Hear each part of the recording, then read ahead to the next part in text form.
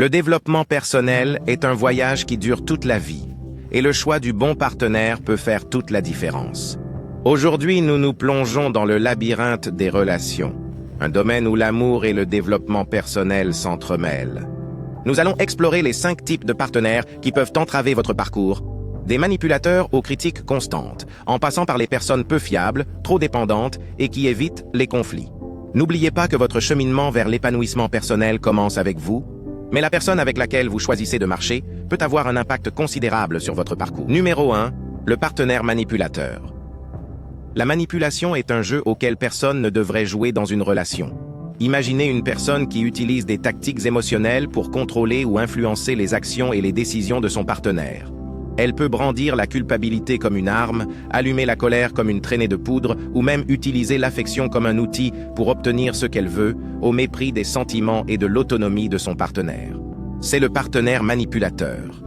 Il est le maître des marionnettes dans les coulisses, tirant les ficelles de son partenaire qui ne se doute de rien. Ce ne sont pas les méchants d'un drame policier, mais les acteurs réels d'innombrables relations. Comment cette manipulation se manifeste-t-elle? Elle peut être subtile, comme un sentiment de culpabilité pour avoir passé du temps avec des amis plutôt qu'avec eux, ou plus manifeste, comme des accès de colère lorsqu'ils n'obtiennent pas ce qu'ils veulent. Voici l'aspect scientifique de la question. Selon les chercheurs, les personnes manipulatrices présentent souvent des traits de machiavélisme, une caractéristique de la personnalité associée à la manipulation et à la tromperie. Ils savent lire les autres et exploiter leurs faiblesses à des fins personnelles.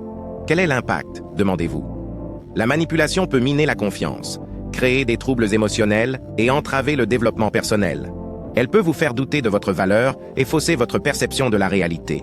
Pour évoluer en tant qu'individu, il est essentiel de reconnaître et d'éviter les tactiques de manipulation. Rappelez-vous que vous n'êtes pas une marionnette à contrôler, mais une personne avec ses propres sentiments, ses propres désirs et sa propre autonomie. Ne laissez pas le partenaire manipulateur tirer vos ficelles. Scénario. Deuxièmement, le critique constant. La critique peut être constructive, mais lorsqu'elle devient constante, elle devient destructrice. Imaginez ceci. Vous vivez avec une personne qui critique constamment tout ce qui vous concerne, de votre apparence à vos choix de carrière, en passant par votre famille et vos amis. Rien n'échappe à son regard. Cela semble épuisant, n'est-ce pas? Telle est la réalité de la vie avec une personne qui vous critique constamment. Ces critiques peuvent miner votre estime de soi et vous faire douter de votre valeur et de vos capacités. C'est comme si vous viviez avec un nuage noir au-dessus de votre tête, toujours prêt à faire la pluie et le beau temps. Et il ne s'agit pas seulement de se sentir déprimé. Cette critique constante peut conduire à une dynamique relationnelle toxique qui entrave l'épanouissement personnel. Vous vous dites peut-être qu'ils essaient simplement de m'aider à m'améliorer. Mais il y a une grande différence entre une critique constructive et une critique constante. La première est un outil de croissance. La seconde est une arme de destruction. La recherche le confirme. Des études ont montré que les personnes qui font l'objet de critiques constantes peuvent souffrir d'anxiété et de dépression, et que leurs performances dans divers domaines de la vie peuvent en pâtir.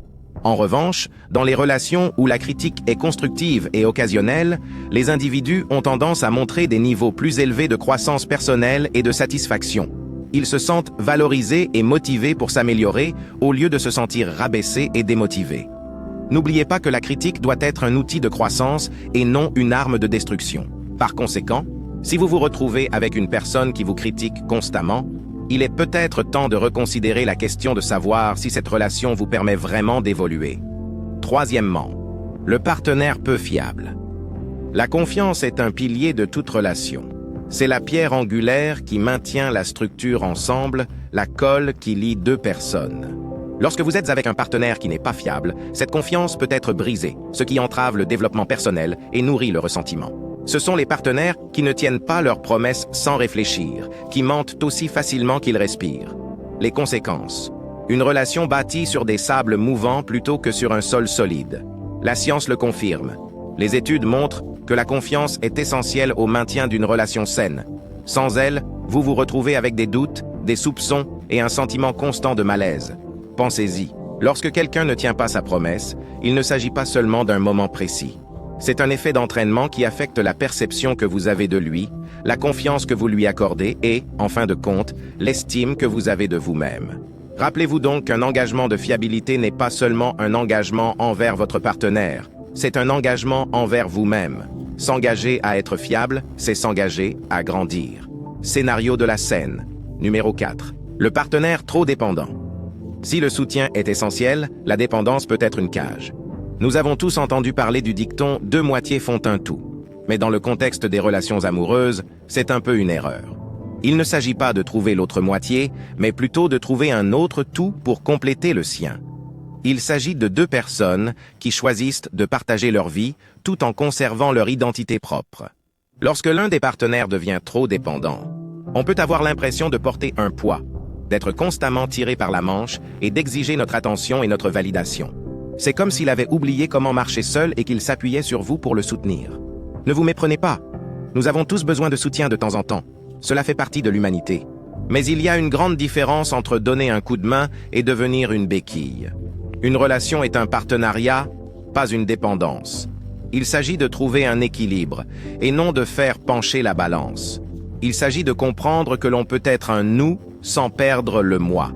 Les recherches montrent que les personnes qui conservent leur indépendance dans une relation ont tendance à être plus heureuses, en meilleure santé et à avoir des relations plus durables. Elles ont leur propre centre d'intérêt, leurs propres amitiés, et elles accordent de l'importance à leur espace personnel. Ils comprennent que pour aimer quelqu'un, il n'est pas nécessaire d'être attaché à la hanche, mais plutôt de se tenir côte à côte, chacun avec ses propres forces, chacun avec ses propres faiblesses, chacun avec sa propre histoire. N'oubliez pas qu'une relation saine repose sur l'équilibre et non sur la dépendance. Éviter les conflits, c'est comme éviter la croissance. Imaginez que vous vous promeniez dans un jardin où l'on laisse les mauvaises herbes germer et pousser sans contrôle. Sans confrontation, ces mauvaises herbes finiraient par consumer tout le jardin, éclipsant le potentiel des belles fleurs qui auraient pu s'épanouir. C'est ce qui se produit lorsque l'on évite les conflits dans une relation. C'est comme si on laissait pousser les mauvaises herbes de l'incompréhension et du ressentiment qui finissent par éclipser la beauté de la relation. Lorsque les partenaires évitent les conflits, ils créent un environnement dans lequel les problèmes ne sont pas résolus. C'est comme balayer la saleté sous le tapis en pensant qu'elle a disparu, alors qu'en réalité, elle est toujours là, juste cachée. C'est une solution à court terme qui peut entraîner des dommages à long terme. Mais pourquoi les gens évitent-ils les conflits? Certaines personnes pensent qu'en évitant les conflits, elles maintiennent la paix. Mais en réalité, il s'agit d'une fausse paix, d'une façade qui ne fait que cacher les problèmes sous-jacents. C'est le calme avant la tempête. D'autres peuvent craindre les conséquences possibles d'un conflit, comme des sentiments blessés ou même la fin de la relation. Mais n'oubliez pas que le conflit n'est pas l'ennemi. C'est l'approche du conflit qui fait toute la différence. La science le confirme. Une étude publiée a montré que les couples qui communiquent de manière constructive sur leurs désaccords ont tendance à être plus heureux et à avoir des relations plus durables. Lorsque nous évitons les désaccords, nous manquons des occasions de développer nos compétences en matière de communication, d'empathie et de résolution de problèmes. Nous ne parvenons pas à en apprendre davantage sur nous-mêmes, sur notre partenaire et sur la dynamique de notre relation. Alors, comment pouvons-nous nous libérer du rôle de partenaire évitant les conflits? Tout d'abord, il faut reconnaître le problème. Ensuite, cultivez le courage d'affronter le conflit de front, avec respect et ouverture. Pratiquez l'écoute active, faites preuve d'empathie à l'égard de votre partenaire et efforcez-vous de trouver une solution qui profite aux deux parties. Rappelez-vous que c'est dans le conflit que l'on trouve souvent la croissance. C'est en résolvant les désaccords que nous apprenons, que nous nous adaptons et que nous devenons de meilleures versions de nous-mêmes. Alors, affrontez le conflit. Accueillez la croissance. N'oubliez pas qu'une résolution saine des conflits est un tremplin vers le développement personnel.